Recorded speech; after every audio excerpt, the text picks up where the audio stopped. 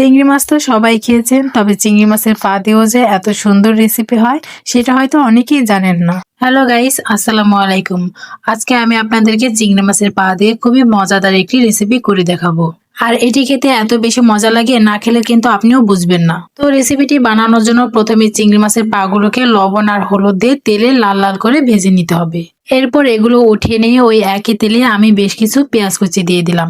এবার এই পেঁয়াজটাকেও তেলের সাথে খুব ভালো করে ভেজে নিতে হবে। পেঁয়াজগুলো একটু লাল লাল করে ভেজে নিতে হবে যাতে এর কাঁচা গন্ধটা চলে যায়। এরকম ভাবে যখন লাল লাল করে ভাজা হয়ে যাবে সেই পর্যায়ে এখানে আমি অল্প একটু আদা বাটা আর রসুন বাটা দিয়ে দিলাম। এবার এটাকেও তেলের সাথে একটু ভালো করে ভেজে নিতে হবে যাতে এর কাঁচা গন্ধটা না থাকে।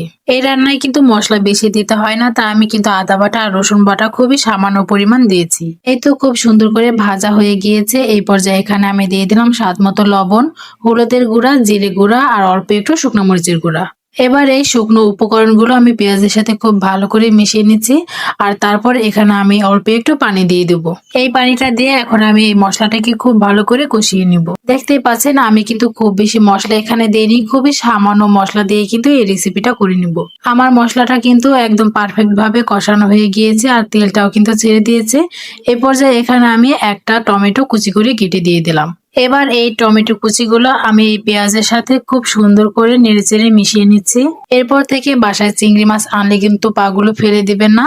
আমার রেসিপিটি ফলো করে একবার হলেও বাসায় ট্রাই করে দেখবেন, সত্যিই কিন্তু আপনার অনেক বেশি পছন্দ হয়ে যাবে। আর এখন এখানে আমি একটা কাঁচামরিচ মাঝখান থেকে কেটে এখানে দিয়ে দিলাম। আরেকবার ভালো করে নেড়েচেড়ে এখানে আমি আবারও পানি দিয়ে দিব। পানিটা দেবার পরে আমি খুব সুন্দর করে এগুলোকে একটু ভালো করে মিশিয়ে নিচ্ছি। 1 থেকে 2 মিনিটের মতো জাল করে নিতে হবে যাতে এই টমেটোটা সিদ্ধ হয়ে যায়। আমি একটু ঢাকনা দিয়ে ঢেকে দিচ্ছি।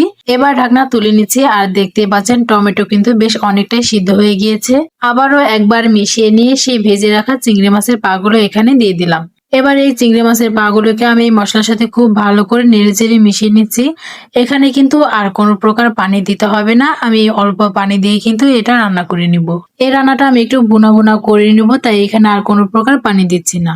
ঢাকনা দিয়ে ঢেকে 3-4 মিনিটের মতো রান্না করে নিয়েছি আর দেখতেই পাচ্ছেন মাশাআল্লাহ কালারটা কতটা সুন্দর হয়েছে। লাস্ট পর্যায়ে এখানে আমি জিরে বাটা দিয়ে দেবো আর এই জিরে বাটা দেওয়ার কারণে কিন্তু ফ্লেভারটা অনেক সুন্দর হয়। চেষ্টা করবেন এই জিরে বাটা দেওয়ার জন্য, আর আপনারা চাইলে কিন্তু এখানে ধনিয়া পাতাটাও দিতে পারেন। এবার এই জিরে বাটা আমি এখানে খুব ভালো করে নেড়েচেড়ে মিশিয়ে নিচ্ছি। আর আমার রান্না কিন্তু এই পর্যায়ে একদম কমপ্লিট হয়ে গিয়েছে। তো দেখতেই পেলেন আমি কত অল্প সময়ে এবং অল্প মশলা দিয়ে এই রান্নাটা করে নিলাম। আশা করছি আপনাদের সবার অনেক বেশি পছন্দ হয়েছে। আর এই তো ফাইনাল লুক, দেখতে পাচ্ছেন মাশাআল্লাহ কতটা লোভনীয় হয়েছে।